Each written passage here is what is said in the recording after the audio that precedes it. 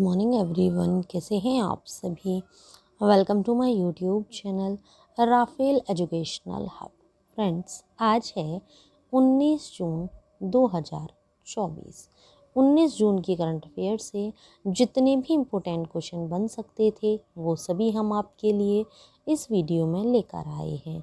यदि आप हमारे चैनल पर नए हैं तो हमारे YouTube channel Rafale Educational Hub को सब्सक्राइब करें और साथ ही साथ बेल आइकन को भी प्रेस करें, जिससे हमारे नोटिफिकेशन आपको सबसे पहले और समय से प्राप्त हो सकें। तो चलिए फ्रेंड्स, स्टार्ट करते हैं आज के क्वेश्चन आंसर्स को। क्वेश्चन नंबर फर्स्ट है, पहले बहुराष्ट्रीय हवाई अभ्यास तरंग शक्ति की मेजबानी कौन सा देश करेगा। तो इस क्वेश्चन का राइट आंसर है ऑप्शन नंबर ए, भारत करेगा। तो जानते हैं अदर पॉइंट्स। भारतीय वायुसेना के पहले बहुराष्ट्रीय हवाई अभ्यास तरंग शक्ति 2024 का आयोजन अगस्त में किया जाएगा। इसमें पर्यवेक्षकों के रूप में शामिल कुछ अन्य देशों के अलावा 10 देशों की भागीदारी देखने की संभावना है। यह अभ्यास अब 2 चरणों में आयोजित होगा। पहला अगस्त के पहले 2 सप्ताह में दक्षिणी भारत में होगा और दूसरा अगस्त के अंत से सितंबर के मध्य तक पश्चिमी क्षेत्र में आयोजित किया जाएगा। नेक्स्ट क्वेश्चन है, T20 विश्व कप में एक मैच में चारों ओवर मैडन फेंकने वाले पहले गेंदबाज कौन हैं। तो इस क्वेश्चन का राइट आंसर है option number C, Lockie Ferguson है। तो जानते हैं अदर पॉइंट्स। लॉकी फर्ग्यूसन ने त्रिनिदाद में पापुआ न्यू गिनी के खिलाफ खेले गए आखिरी लीग मैच में एक शानदार रिकॉर्ड अपने नाम कर लिया। लॉकी फर्ग्यूसन ने T20 विश्व कप मैच में किसी गेंदबाज द्वारा फेंकी गई सर्वाधिक मैडन ओवर का रिकॉर्ड बनाया है। फर्ग्यूसन ने ICC T20 विश्व कप में सबसे किफ़ायती गेंदबाजी आंकड़े दर्ज करके इतिहास रच दिया। वह T20 इंटरनेशनल में 24 डॉट गेंद फेंकने वाले और एक भी रन नहीं देने वाले दूसरे गेंदबाज बन गए।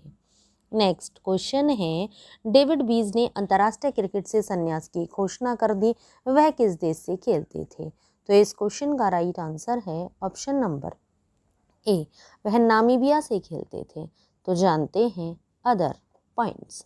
नामीबिया के हरफनमौला खिलाड़ी डेविड बीज ने अंतर्राष्ट्रीय क्रिकेट से संन्यास की घोषणा कर दी है। T20 विश्व कप 2024 में इंग्लैंड के खिलाफ अपनी टीम की 41 रन से हार के बाद नामीबिया के हरफनमौला खिलाड़ी ने अंतर्राष्ट्रीय क्रिकेट से संन्यास की घोषणा की। अपने आखिरी अंतर्राष्ट्रीय खेल में बीज ने एक विकेट लिया और अपने 2 ओवर के स्पेल में 3.0 की इकोनॉमी रेट से 6 रन दिए। नेक्स्ट क्वेश्चन है, मालाबार रिवर फेस्टिवल 2024 का आयोजन किस राज्य में किया जाएगा। तो इस क्वेश्चन का राइट आंसर है ऑप्शन नंबर ए, केरल में किया जाएगा। केरल की कैपिटल तिरुवनंतपुरम है। तो जानते हैं अदर पॉइंट्स। केरल का कोझिकोड मालाबार रिवर फेस्टिवल 2024 की मेजबानी करने के लिए पूरी तरह तैयार है, जिसमें 25 से 28 जुलाई तक international white water kayaking championship होगी।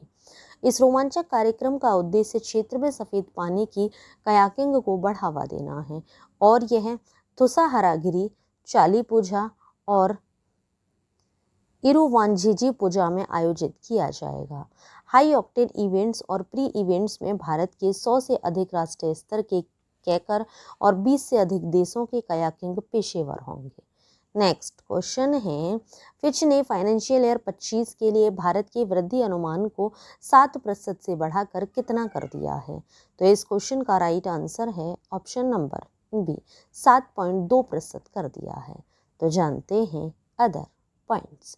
फिच रेटिंग्स ने मौजूदा वित्त वर्ष के लिए भारत का ग्रोथ अनुमान बढ़ा दिया है।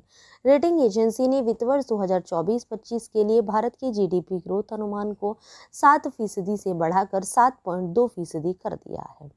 रेटिंग एजेंसी ने कंज्यूमर स्पेंडिंग में रिकवरी और निवेश बढ़ने के चलते ग्रोथ रेट में यह इजाफा किया है।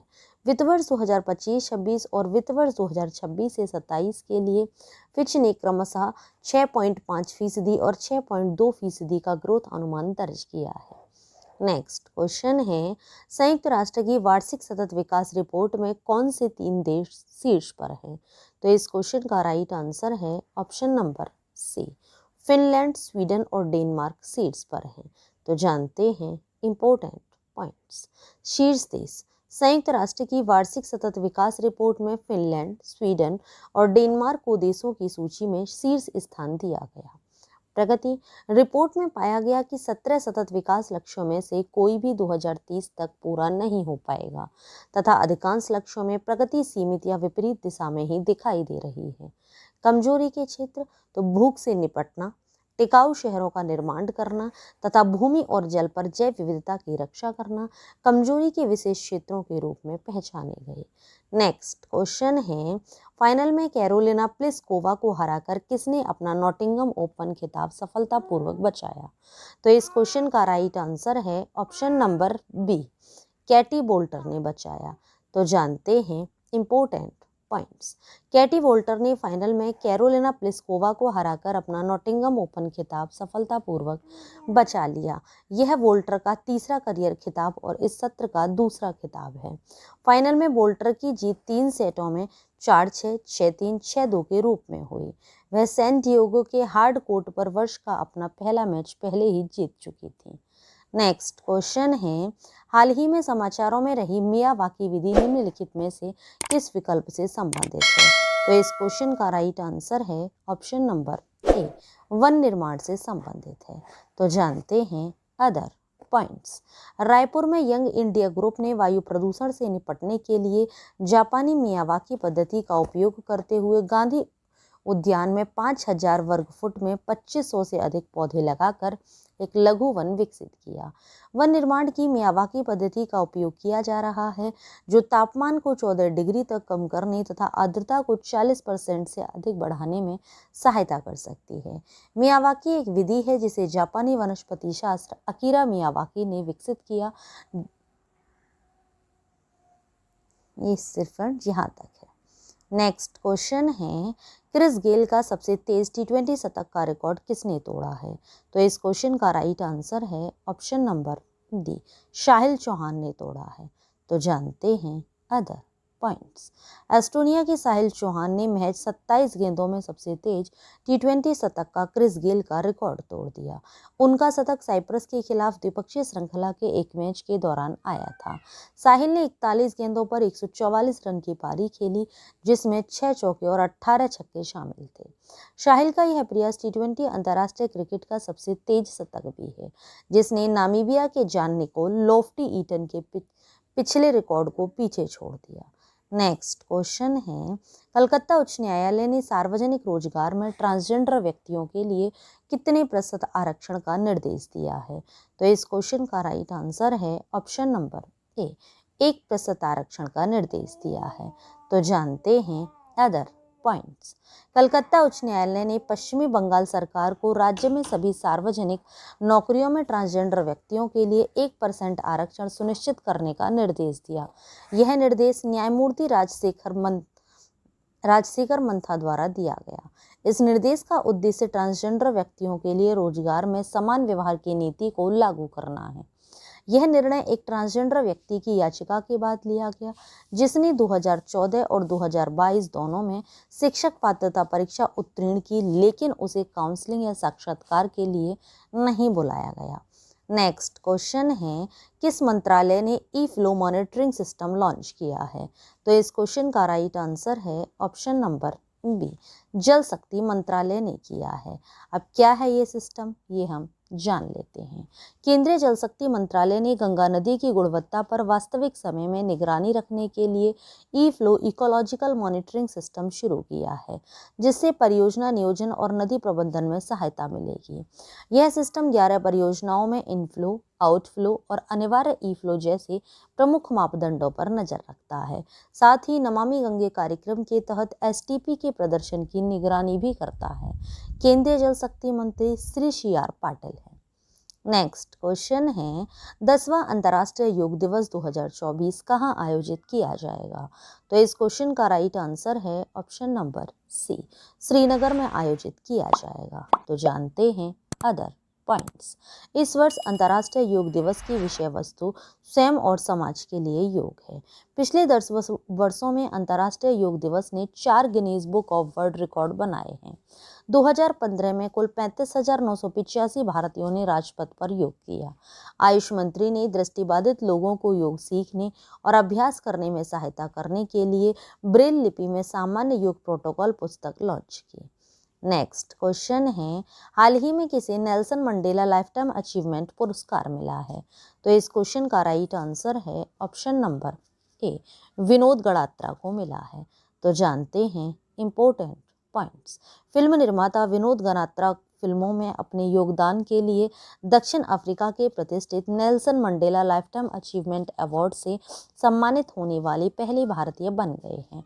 गडात्रा को 36 राष्ट्रीय और अंतर्राष्ट्रीय पुरस्कार मिल चुके हैं, जिनमें जानकीनाथ गौड़ पुरस्कार और उनकी फिल्म हारून अरुण के लिए लिव उलमान शांति पुरस्कार शामिल है।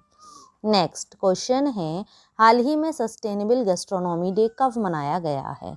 तो इस क्वेश्चन का राइट आंसर है ऑप्शन नंबर सी, 18 जून को मनाया गया है। यह दिवस क्यों मनाया जाता है, क्या उद्देश्य है, ये पॉइंट्स हम जान लेते हैं। 18 जून को हम सस्टेनेबल गैस्ट्रोनॉमी डे मनाते हैं, जो गैस्ट्रोनॉमी की दुनिया में स्थायी प्रथाओं को बढ़ावा देने या भोजन और व्यंजनों की कला और अध्ययन के लिए समर्पित है। सस्टेनेबल गैस्ट्रोनॉमी क्या है?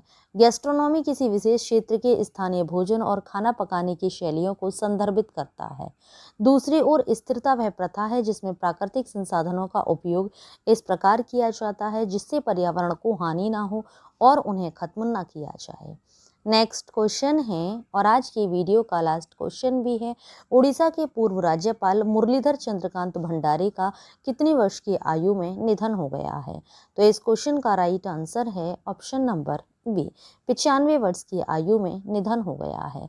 तो जानते हैं इनसे रिलेटेड अदर पॉइंट्स।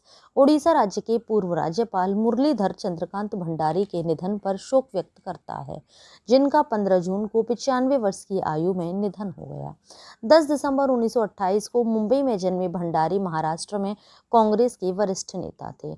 उन्होंने 3 कार्यकालों के लिए राज्यसभा के सदस्य के रूप में कार्य किया, जो जून 1980, अप्रैल 1982 और अप्रैल 1988 में चुने गए। तो ये था फ्रेंड्स आज का हमारा वीडियो। आप सभी को हमारा वीडियो कैसा लगा हमें नीचे कमेंट बॉक्स में कमेंट करके ज़रूर बताएं।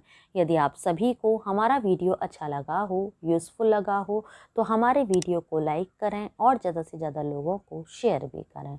यदि आप सभी लोगों ने करंट अफेयर के प्रीवियस वीडियो नहीं देखे हैं तो नीचे डिस्क्रिप्शन में लिंक दिया हुआ है, आप हमारे दिए हुए लिंक पर क्लिक करके करंट अफेयर के प्रीवियस वीडियो देख सकते हैं। ये वीडियोस आप सभी के लिए हर एग्ज़ाम की दृष्टि से काफ़ी यूज़फुल भी है। Thanks for watching video friends.